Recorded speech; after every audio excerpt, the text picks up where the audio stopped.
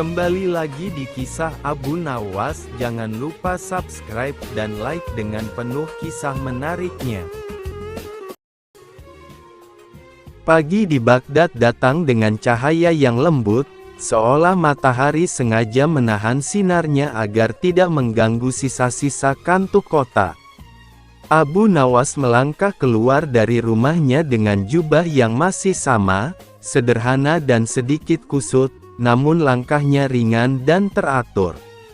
Ia tidak terburu-buru, karena ia tahu bahwa apapun yang menantinya di istana tidak akan lari kemana-mana. Undangan dari khalifah selalu memiliki waktunya sendiri, dan waktu itu biasanya tidak pernah benar-benar ramah. Di sepanjang jalan menuju istana, kehidupan mulai bergerak pelan. Para pedagang membuka lapak, menyusun barang dagangan dengan penuh harap, sementara aroma roti hangat menyebar di udara pagi. Abu Nawas menyapa beberapa orang yang dikenalnya dengan anggukan kecil dan senyum tipis. Sebagian membalas dengan hormat, sebagian lagi dengan tawa kecil, karena nama Abu Nawas selalu membawa kenangan yang sulit dilupakan, tentang kecerdikan yang memalukan orang-orang sombong, namun juga tentang kejujuran yang kadang terasa menamparkan. Gerbang istana berdiri megah, menjulang dengan ukiran yang rumit dan pintu kayu besar yang kokoh. Penjaga istana mengenali Abu Nawas tanpa perlu banyak tanya. Dengan isyarat singkat, ia dipersilakan masuk.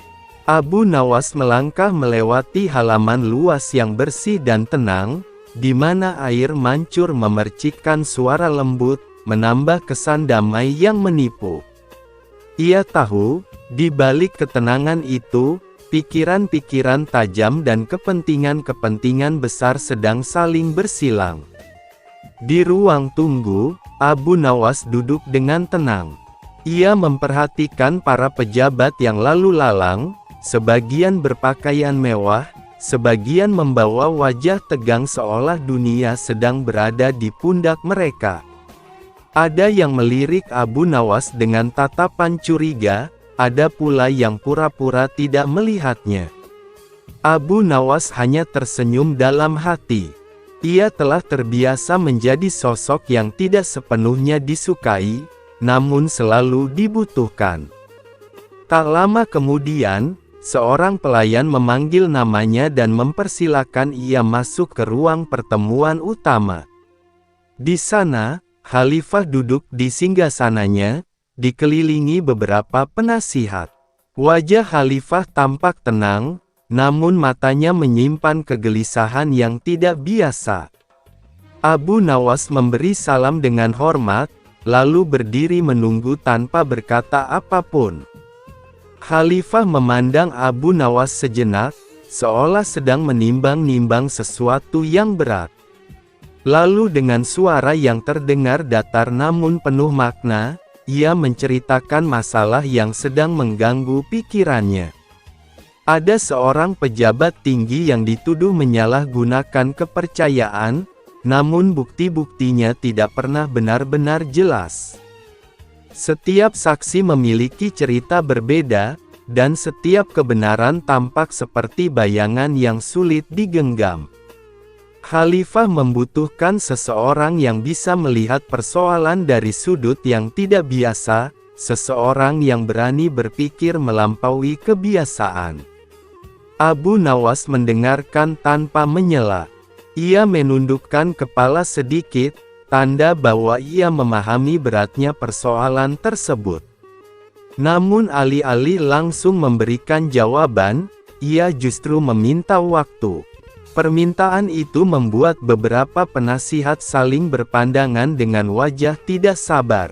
Bagi mereka, waktu adalah kemewahan yang jarang dimiliki.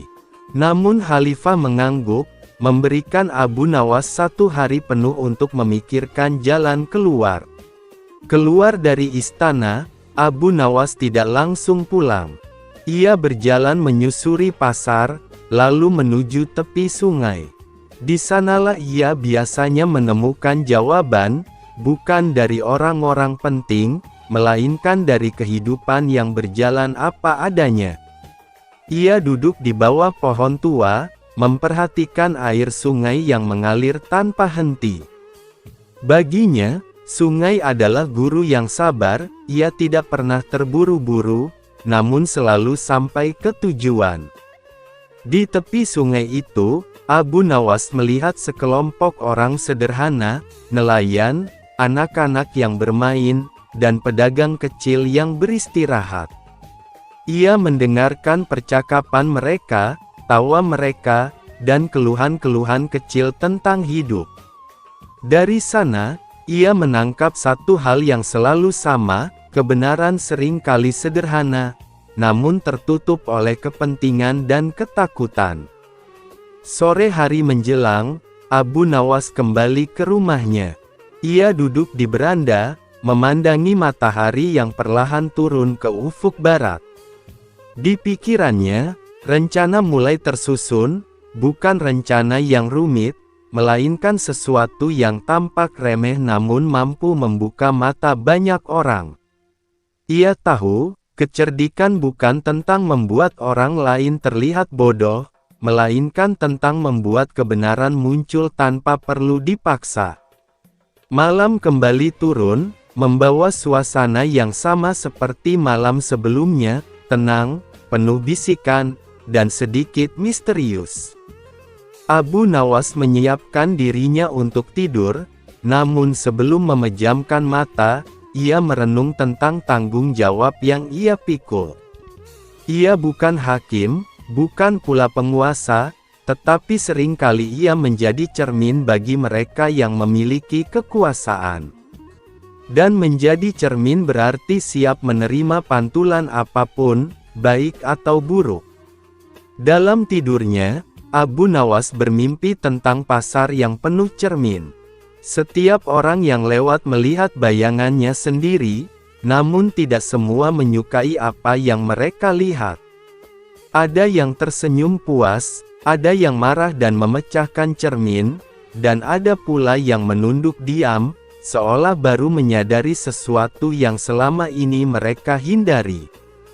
Abu Nawas berjalan di antara cermin-cermin itu, tanpa menyentuh satu pun, karena ia tahu tugasnya bukan mengubah bayangan, melainkan menunjukkan keberadaan cermin itu sendiri. Pagi berikutnya, ia terbangun dengan perasaan mantap. Ia telah memutuskan apa yang akan ia lakukan. Setelah menunaikan kewajibannya, Abu Nawas kembali melangkah menuju istana, kali ini dengan senyum kecil yang lebih jelas. Bukan senyum kemenangan, melainkan senyum seseorang yang telah berdamai dengan kemungkinan apapun. Di hadapan Khalifah, Abu Nawas menyampaikan rencananya dengan bahasa yang sederhana. Ia mengusulkan sebuah pertemuan terbuka, di mana semua pihak yang terlibat diminta menceritakan versinya masing-masing di hadapan orang banyak, namun dengan satu syarat, mereka harus melakukannya tanpa gelar, tanpa simbol kekuasaan, dan tanpa pengawal. Hanya sebagai manusia biasa yang bertanggung jawab atas kata-katanya sendiri. Usulan itu menimbulkan keheningan. Beberapa penasihat tampak tidak setuju, khawatir akan kekacauan. Namun Khalifah terdiam cukup lama, lalu mengangguk perlahan. Ia menyadari bahwa terkadang, keadilan membutuhkan keberanian untuk menanggalkan kemegahan dan menghadapi kebenaran secara langsung.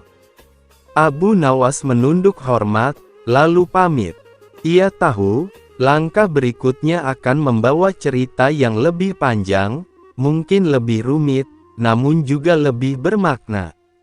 Saat ia melangkah keluar dari istana, angin pagi kembali menyapanya, seolah memberi restu pada perjalanan yang belum selesai. Dan di hatinya, Abu Nawas yakin bahwa malam-malam berikutnya masih akan penuh bisikan, bisikan tentang manusia, kekuasaan, dan kebenaran yang selalu mencari jalan untuk pulang. Rahasia tikus istana dan sandal yang hilang. Pagi hari di kota Baghdad selalu membawa kesibukan yang khas. Pedagang mulai membuka terpal dagangannya, aroma roti panas mulai tercium, dan suara kuda-kuda pejabat istana yang lalu lalang di jalan berbatu ikut mewarnai suasana kota. Abu Nawas berjalan santai sambil menguap, karena semalam ia begadang membantu tetangganya yang kehilangan seekor ayam, dan setelah diselidiki, seperti biasa, ayam itu ternyata sedang tidur di atap rumah sendiri. Semua orang tertawa saat melihat Abu Nawas memanjat atap sambil mengomel kecil. Hari ini, Abu Nawas berniat singgah ke istana karena ia dipanggil oleh Baginda Harun al-Rasyid. Tidak biasanya ia dipanggil sepagi ini. Abu Nawas berjalan cepat menuju istana, sesekali berhenti karena ada warga yang menyapanya untuk meminta nasihat aneh-aneh. Ada yang bertanya cara mendisiplinkan kambingnya yang suka mencuri sayur tetangga, ada pula yang meminta Abu Nawas memilihkan nama untuk kuda baru. Abu Nawas meladeni semuanya dengan tawa, meski di dalam hati ia menduga bahwa panggilan Baginda pasti mengandung sesuatu yang rumit. Setibanya di gerbang istana, para penjaga sudah mengenalnya. Mereka hanya mengangguk sambil tertawa kecil, karena hampir setiap kedatangan Abu Nawas selalu berakhir dengan kejadian lucu. Setelah melewati lorong panjang, ia memasuki ruang sidang kecil tempat Baginda sudah menunggunya dengan wajah serius. Namun, dari sorot matanya, Abu Nawas tahu bahwa Baginda sebenarnya sedang menahan kekesalan bercampur geli. Baginda memulai dengan suara berat, mengatakan bahwa di istana sedang terjadi kekacauan kecil namun memalukan, dapur istana berkali-kali kehilangan makanan. Para koki sudah bekerja keras memasak, tetapi setiap kali hidangan utama akan dibawa ke meja makan, makanan menghilang entah kemana. Para prajurit menuduh tikus istana, para juru masak menuduh prajurit, sementara prajurit menuduh juru masak kembali. Keadaan semakin ricuh ketika Baginda mendapati hidangan favoritnya, kambing panggang madu, lenyap hanya dalam waktu satu kedipan mata. Abu Nawas mendengarkan sambil mengelus janggutnya. Ia menahan tawa, karena ia tahu bahwa istana penuh kejadian ajaib yang kadang tidak masuk akal. Baginda meminta Abu Nawas menyelidiki tanpa menimbulkan kekacauan lebih besar. Abu Nawas pun menyanggupi dan meminta waktu 2 hari untuk menyelesaikan misteri ini. Abu Nawas mulai dari dapur istana. Para koki sedang sibuk, minyak panas menyembur-nyembur, aroma rempah memenuhi ruangan. Semua tampak tidak percaya kalau ada yang bisa mengambil makanan tanpa ketahuan. Abu Nawas mengamati setiap sudut, bahkan menelusuri lorong sempit di belakang rak penyimpanan gandum. Di salah satu sudut, ia melihat seekor tikus kecil yang tampak gemuk berlari sambil membawa sepotong kurma. Tikus itu mencoba kabur, tetapi tersandung kulit bawang dan terjatuh telentang. Abu Nawas tertawa melihat tingkahnya, dan tikus itu langsung lari menyelinap di antara celah tembok. Ia semakin curiga. Tikus sebesar itu tidak mungkin bekerja sendiri.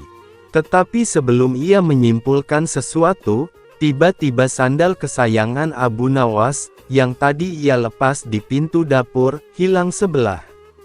Para koki terkejut karena sandal itu lenyap dengan sendirinya.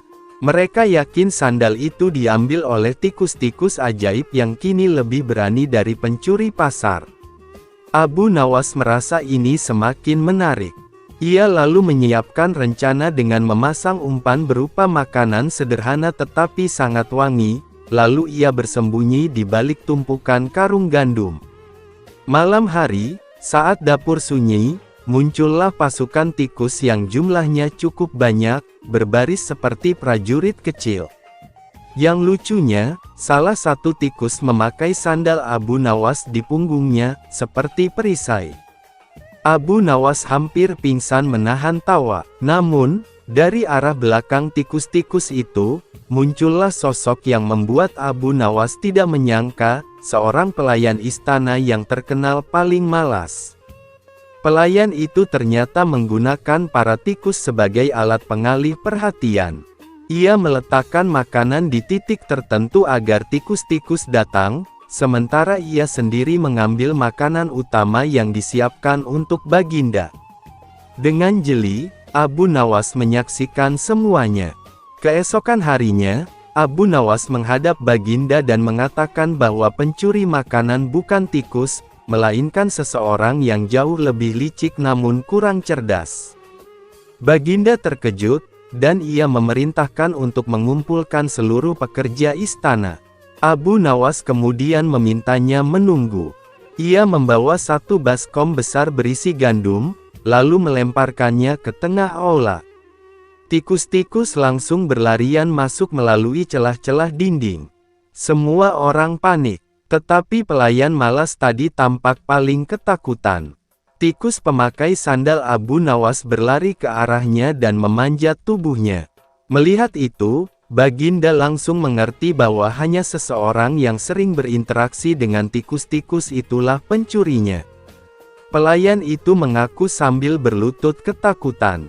Baginda memberikan hukuman, tetapi Abu Nawas memintanya agar pelayan tersebut diberi pekerjaan baru yang lebih cocok, membersihkan seluruh area bawah istana, termasuk tempat tikus-tikus bermain.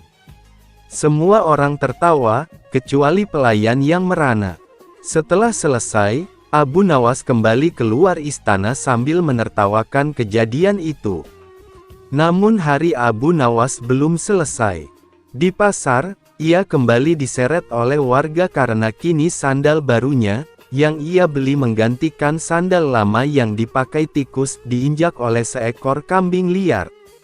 Pemilik kambing meminta Abu Nawas menengahi, karena ia tahu Abu Nawas sering menjadi penengah masalah konyol. Abu Nawas akhirnya berdiplomasi dengan kambing tersebut dengan membawa daun mint kesukaannya.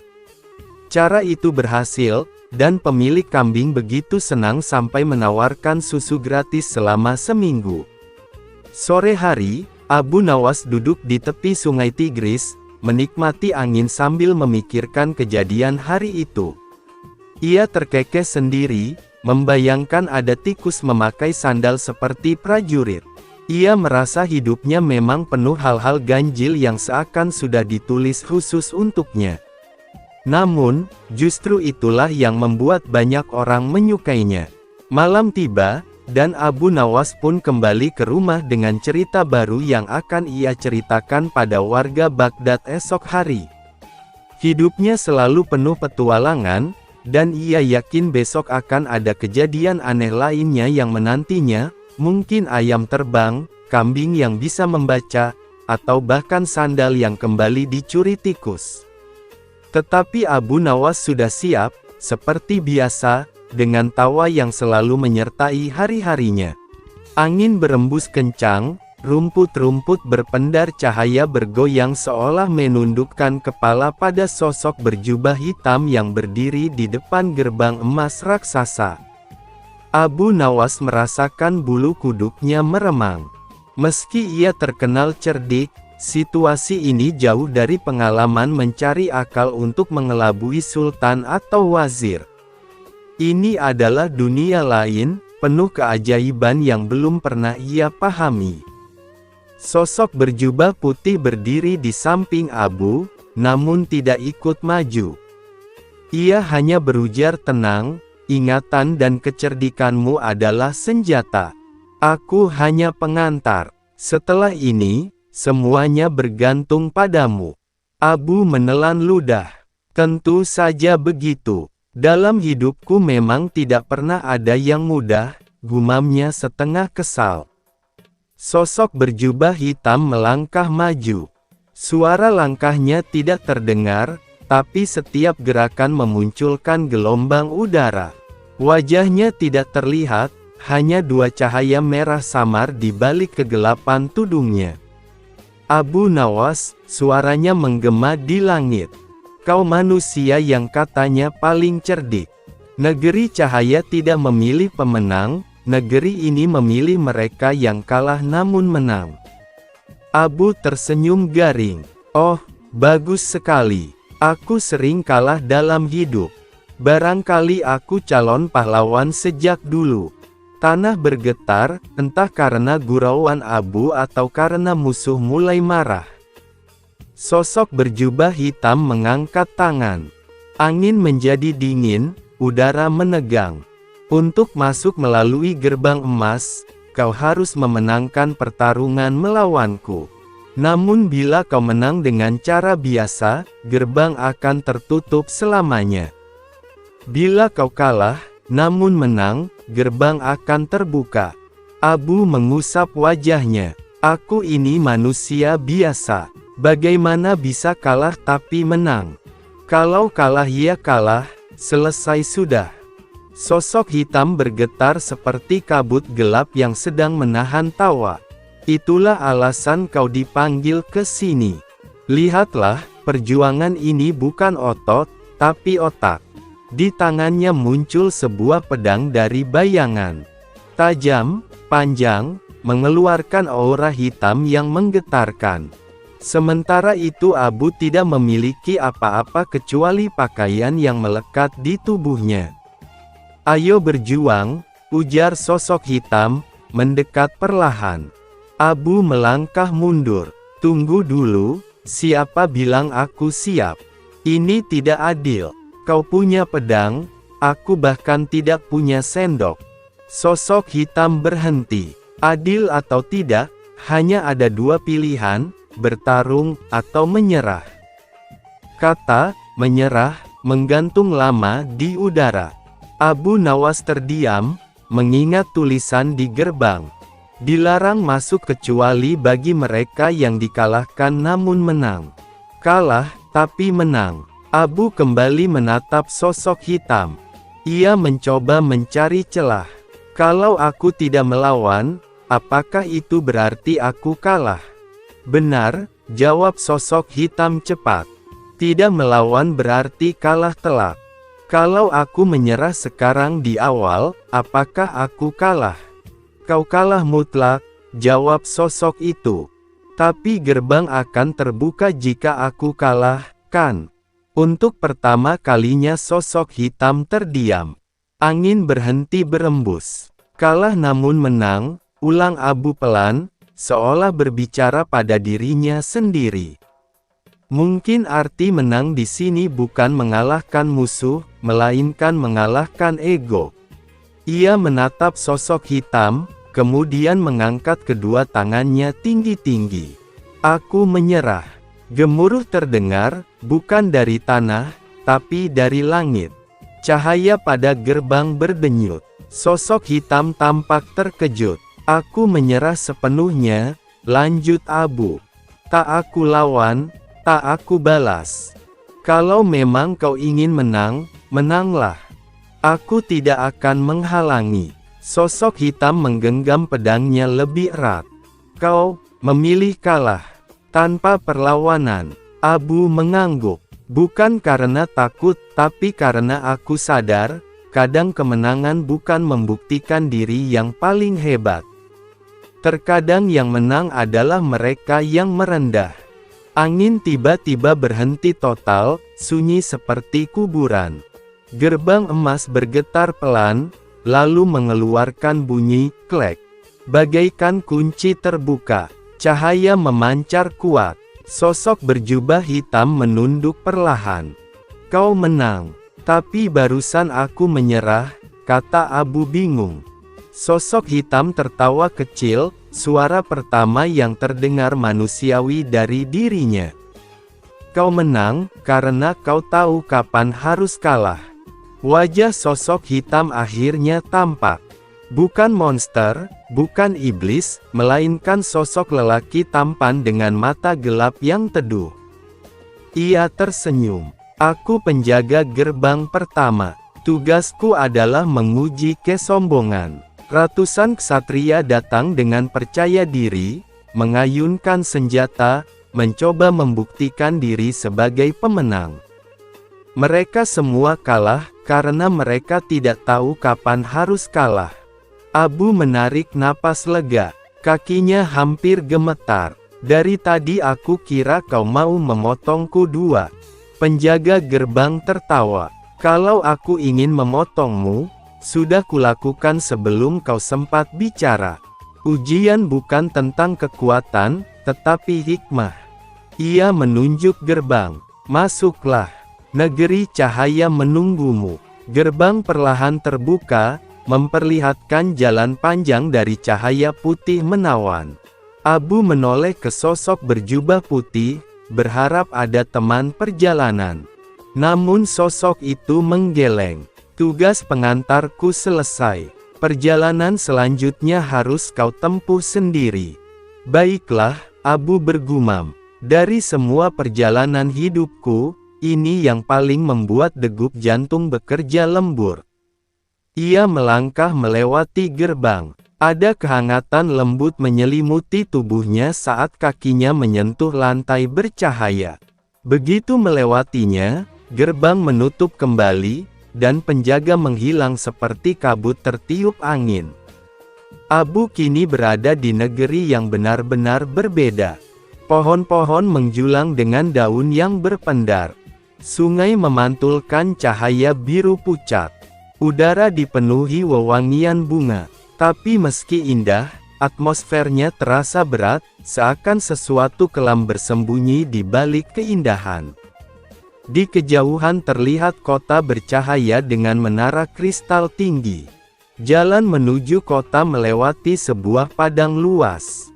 Abu berjalan hati-hati. Sesekali ia menengok ke belakang, hanya hamparan cahaya, tanpa pintu kembali. Kalau aku berhasil, alhamdulillah, kalau tidak, semoga banyak yang mendoakanku, gumamnya lirih. Belum lama ia berjalan, terdengar suara gemerincing, seperti lonceng kecil, tapi jauh.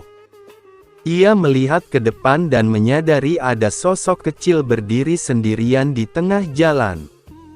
Seorang anak perempuan berambut perak, mengenakan gaun cahaya. Abu Nawas, tanyanya polos. Hah, bahkan anak kecil pun tahu namaku. Apakah di sini gosip menyebar lebih cepat dari lampu? Kata Abu bercanda. Anak itu tersenyum tapi matanya menyiratkan kesedihan mendalam. Kau manusia dari dunia luar. Aku sudah menunggumu. Negeri cahaya berada dalam bahaya. Abu berjongkok agar sejajar dengan anak itu. Siapa namamu? Namaku Lina, katanya. Akulah anak dari Kaisar Cahaya. Ayahku diculik. Negeri ini dipenuhi cahaya, tapi cahaya kami sedang padam dari dalam. Abu tertegun. Siapa yang menculiknya? Lina menunduk. Pangeran Kegelapan. Nama itu terasa bergema di langit, berat, dingin, penuh ancaman. Tiba-tiba terjadi gemuruh. Tanah bergetar. Dari balik bukit muncul makhluk besar, tingginya seperti dua rumah bertumpuk, berbadan seperti singa tapi bersisik seperti naga. Matanya memancarkan cahaya merah. Lina memekik. Itu penjaga kedua. Dia menjaga jalan menuju kota. Abu langsung berdiri. Bagus, bagus. Tadi baru mau istirahat, sekarang malah dijamu singa naga. Makhluk itu mengaum, suara kerasnya membelah udara. Abu masih ingat pesan penjaga sebelumnya, ujian tidak bisa dilawan dengan kekuatan. Makhluk raksasa itu menyerbu. Tanah bergetar hebat. Abu berpikir cepat. Mengalahkan dengan mengalah, bagaimana lagi cara kalah tapi menang di sini? Dalam detik terakhir sebelum makhluk itu menerkam, Abu tiba-tiba membuka kedua tangannya lebar-lebar dan memeluk kaki makhluk itu erat-erat. Semua seperti berhenti. Lina terperanjat. Makhluk itu membeku, tidak jadi menyerang. Abu menutup mata dengan pasrah. Kalau kau mau menginjakku, injaklah. Aku tidak akan melawan. Perlahan, suara mengerikan makhluk berubah menjadi isakan. Makhluk besar itu berlutut, gemetar, dan menangis. Aku tidak pernah dipeluk, tidak pernah diperhatikan, semua orang takut padaku, tidak ada yang mau mendekat. Suara makhluk raksasa terdengar seperti suara lelaki dewasa yang sedang patah hati. Selama ini aku menjaga jalan ini, tapi semua yang lewat selalu memandangku sebagai ancaman, tidak ada yang melihatku sebagai makhluk. Abu menepuk paha makhluk itu. Kalau begitu, hari ini kau bertemu orang yang lebih aneh, aku. Makhluk itu tersenyum sambil mengusap air matanya yang mengalir seperti hujan bercahaya. Kau sudah menenangkan hatiku, maka kau boleh lewat. Aku akan melindungimu, dan melindungi Lina. Anak kecil itu langsung memeluk makhluk tersebut. Terima kasih, penjaga kedua. Makhluk itu bangkit, kemudian memberi jalan. Kota cahaya tampak semakin dekat. Abu terdiam sejenak. Soal pertama tentang kesombongan. Soal kedua tentang ketakutan dan kesepian. Negeri ini jelas bukan tempat untuk berkelahi, tapi tempat untuk menguji hati. Ia melangkah maju lagi, kali ini ditemani Lina. Namun sebelum tiba di kota, Lina berkata pelan, "Abu, tantangan berikutnya tidak seperti ini. Yang berikut adalah ujian terhadap dirimu sendiri." Mata Abu melebar. "Apa maksudmu?" Lina memandang jalan bercahaya yang mulai gelap di ujungnya. "Yang berikut tidak bisa kau selesaikan dengan menyerah, dan bukan juga dengan memeluk seseorang. Ini akan menguji sesuatu yang paling kau sembunyikan, rahasia dalam hatimu." Jalan di depan mulai berubah, cahaya menjadi redup, bayangan mulai merayap. Abu menelan ludah. Perjalanannya baru dimulai, dan semakin berbahaya. Pada suatu malam yang sunyinya lebih tajam daripada suara langkah penjaga kota Baghdad, Abu Nawas duduk sendirian di bawah lampu minyak yang hampir padam, memandangi bayangannya sendiri di dinding rumah kecilnya. Ia baru saja pulang dari majelis ilmu, tempat banyak orang berbicara panjang tentang kebenaran, tetapi sedikit sekali yang mau mendengarkan. Dalam keheningan itu, ia bergumam bahwa manusia sering kalah bukan karena tidak tahu jawaban, melainkan karena terlalu takut pada jawaban yang jujur. Ia belum tahu bahwa keesokan harinya, kalimat sederhana itu akan berubah menjadi ujian terbesar dalam hidupnya. Pagi harinya, kota Baghdad gempar oleh pengumuman istana. Raja memerintahkan diadakannya sayembara tebakan selama 3 hari berturut-turut. Siapapun yang mampu menjawab semua tebakan dengan benar akan diberi hadiah besar, tetapi siapa yang gagal setelah berani maju akan menanggung hukuman sesuai keputusan raja. Banyak orang tertarik, bukan karena yakin akan menang, melainkan karena ingin mencoba nasib. Abu Nawas mendengar kabar itu dari seorang penjual roti, dan ia hanya tersenyum tipis, sebab ia tahu bahwa sayembara semacam itu jarang bertujuan memberi hadiah, melainkan lebih sering untuk menguji atau menjatuhkan. Hari pertama sayembara dimulai di alun-alun istana. Para cendekia, penyair, ahli hitung, dan ahli hukum berdiri berjejer menunggu giliran. Tebakan pertama terdengar sederhana, yaitu tentang sesuatu yang dimiliki semua orang tetapi jarang digunakan dengan benar. Banyak yang menjawab akal, waktu, dan lisan, tetapi semuanya ditolak karena dianggap terlalu umum. Ketika Abu Nawas maju, ia tidak langsung menjawab. Ia justru bertanya, apakah sesuatu itu tetap menjadi milik seseorang jika ia tidak pernah menggunakannya?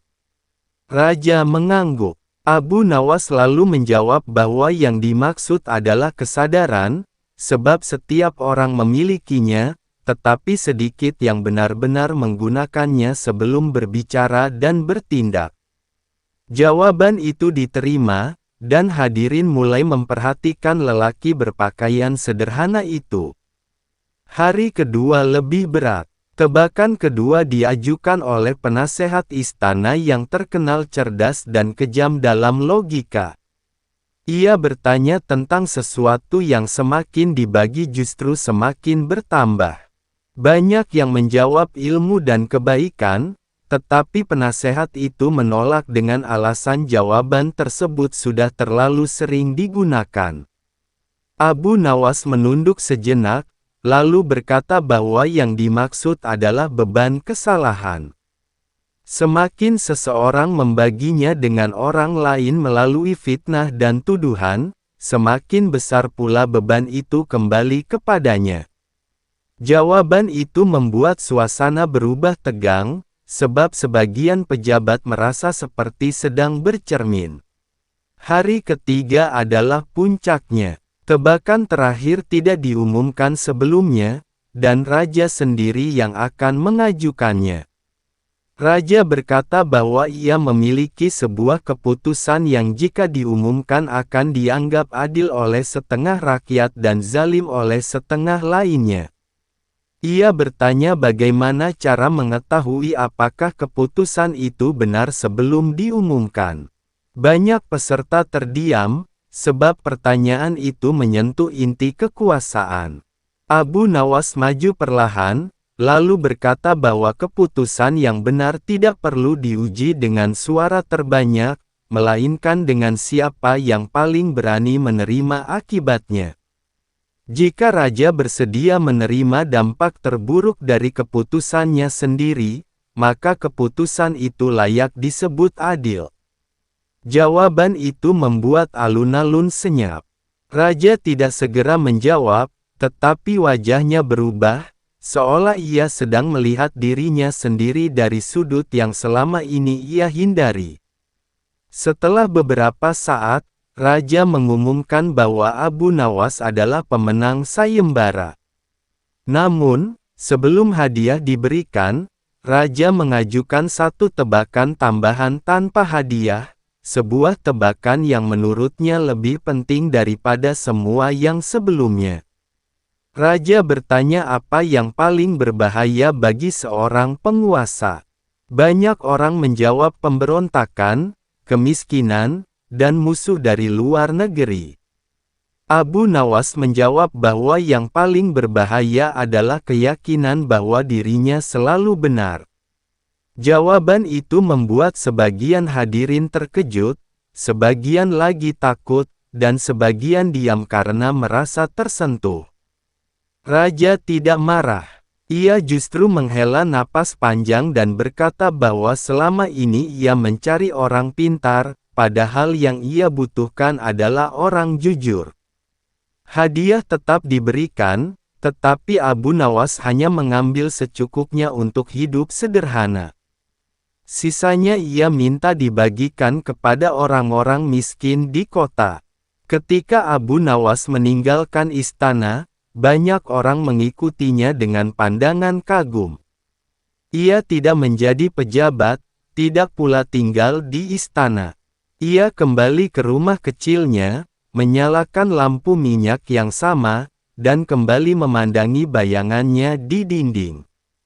Kali ini ia tersenyum, sebab ia tahu bahwa tebakan paling jitu bukanlah yang membuat seseorang menang di hadapan raja, melainkan yang membuat seseorang berani jujur kepada dirinya sendiri. Kisah itu pun menyebar ke seluruh Baghdad, bukan sebagai cerita tentang kemenangan, tetapi sebagai pengingat bahwa kecerdikan sejati adalah keberanian menggunakan akal untuk membela kebenaran, meski tidak semua orang siap menerimanya. Setelah sayembara 3 hari itu berakhir, Abu Nawas mengira hidupnya akan kembali seperti sedia kala, penuh kesederhanaan dan percakapan ringan di sudut-sudut kota. Namun kenyataan berkata lain. Kemenangan yang ia raih bukan hanya membuat namanya harum di telinga rakyat, tetapi juga menimbulkan kegelisahan di hati orang-orang yang selama ini hidup dari pujian palsu dan keputusan yang tak pernah dipertanyakan. Beberapa pejabat istana mulai merasa bahwa keberadaan Abu Nawas, meski tanpa jabatan, telah menjadi cermin yang terlalu jujur bagi wajah mereka sendiri. Dari sinilah ujian yang sesungguhnya dimulai, bukan lagi berupa tebakan lisan, melainkan jebakan nyata dalam kehidupan. Suatu sore, ketika Abu Nawas sedang duduk bersama beberapa anak yatim di pelataran masjid, seorang utusan istana datang membawa pesan rahasia. Ia mengatakan bahwa raja meminta Abu Nawas hadir secara diam-diam pada malam hari, tanpa pengumuman dan tanpa pengawalan resmi. Abu Nawas memahami isyarat itu. Jika panggilan dilakukan secara tersembunyi, berarti ada perkara yang tidak ingin diketahui banyak orang. Dengan langkah tenang, ia memenuhi panggilan tersebut, meski ia tahu bahwa malam sering kali menjadi saksi bagi keputusan yang paling berbahaya. Di ruang kecil di balik aula istana, raja menyambut Abu Nawas bukan sebagai penguasa, melainkan sebagai manusia yang sedang diliputi kegundahan. Raja berkata bahwa sejak sayembara itu, ia mulai meragukan banyak laporan dan nasihat yang selama ini ia terima. Ia merasa dikelilingi oleh kata-kata manis yang sulit dibedakan dari racun halus. Raja kemudian mengajukan sebuah pertanyaan, bukan sebagai tebakan resmi, melainkan sebagai permintaan tolong. Ia bertanya bagaimana cara mengetahui siapa yang benar-benar jujur di sekitarnya tanpa menimbulkan kekacauan. Abu Nawas tidak langsung menjawab. Ia meminta izin untuk mengajukan sebuah rencana yang tampak aneh. Ia mengusulkan agar raja mengumumkan sebuah kebijakan palsu yang terdengar menguntungkan para pejabat, tetapi merugikan rakyat, lalu melihat siapa saja yang mendukungnya tanpa bertanya. Menurut Abu Nawas, orang yang benar-benar setia pada keadilan akan bertanya, bukan langsung memuji. Raja terkejut dengan usulan itu, tetapi akhirnya setuju, sebab ia sadar bahwa kebenaran jarang muncul tanpa pengorbanan. Keesokan harinya, kebijakan palsu itu diumumkan. Reaksi istana persis seperti yang diperkirakan Abu Nawas. Banyak pejabat langsung menyatakan dukungan dengan wajah berseri, sementara hanya segelintir yang menunjukkan keraguan.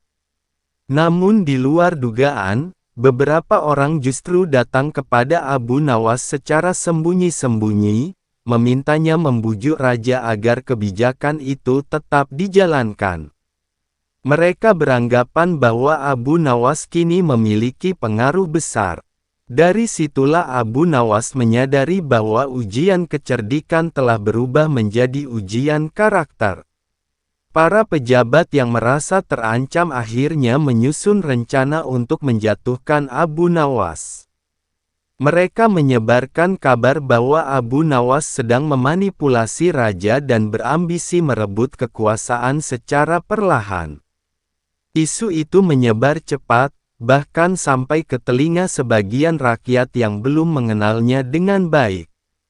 Abu Nawas mengetahui kabar itu, tetapi ia memilih diam. Ia percaya bahwa kebohongan yang dibiarkan berbicara akan menunjukkan bentuk aslinya dengan sendirinya. Raja, yang mendengar isu tersebut, memutuskan untuk menguji Abu Nawas sekali lagi, kali ini dengan ujian paling berbahaya. Ia memanggil Abu Nawas di hadapan majelis tertutup dan berkata bahwa ia mendengar tuduhan berat tentangnya. Raja lalu mengajukan satu pertanyaan terakhir, bukan untuk dijawab dengan kata-kata, melainkan dengan pilihan.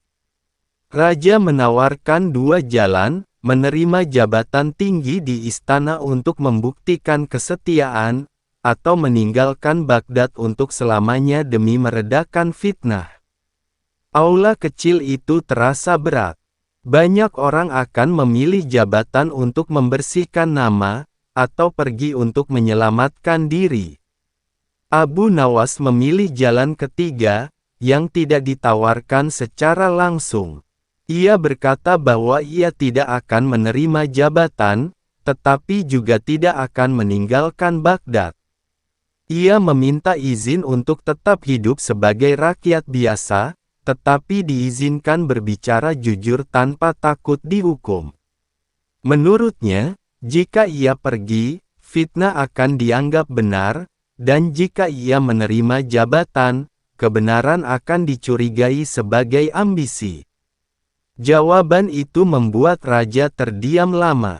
Inilah tebakan jitu yang tidak pernah ia siapkan, sebab Abu Nawas tidak memilih di antara dua opsi, melainkan mempertanyakan keadilan dari pilihan itu sendiri.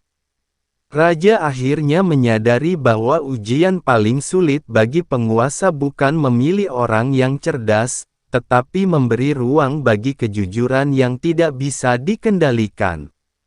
Raja mengabulkan permintaan Abu Nawas. Sejak saat itu, Abu Nawas dikenal sebagai suara bebas Baghdad. Ia tidak memiliki jabatan, tetapi perkataannya didengar. Ia tidak memiliki pasukan, tetapi nasihatnya menembus hati. Orang-orang mulai datang kepadanya bukan untuk mencari jawaban cepat, melainkan untuk belajar bertanya dengan benar. Tahun-tahun berlalu, dan Abu Nawas menjadi bagian dari kisah kota itu sendiri. Anak-anak tumbuh dengan cerita tentang tebakan-tebakannya, orang dewasa belajar dari keberaniannya, dan para pejabat, meski enggan, terpaksa berhitung ulang sebelum membuat keputusan. Abu Nawas menua dengan tenang, tanpa kemegahan, tanpa penyesalan. Ia sering berkata bahwa hidup bukanlah soal selalu benar, melainkan berani mengakui ketika salah. Pada suatu pagi yang tenang, Abu Nawas tidak lagi terlihat di sudut-sudut kota. Orang-orang mencarinya, tetapi hanya menemukan rumah kecilnya yang kosong dan lampu minyak yang telah padam. Tidak ada pesan tertulis, tidak ada pidato perpisahan.